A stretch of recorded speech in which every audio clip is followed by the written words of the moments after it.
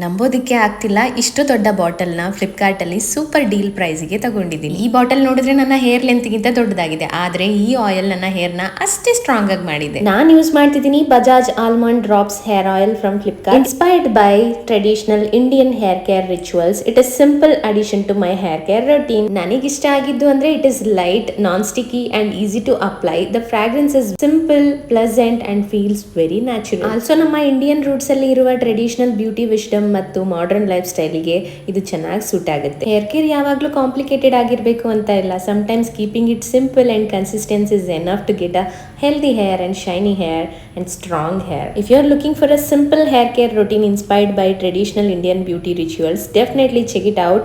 Bajaj Almond Drops Hair Oil on Flipkart, and don't forget to follow Banjaras for more beauty inspiration. And one more thing I want to say again, I got this at great price on Flipkart. Get it yours now.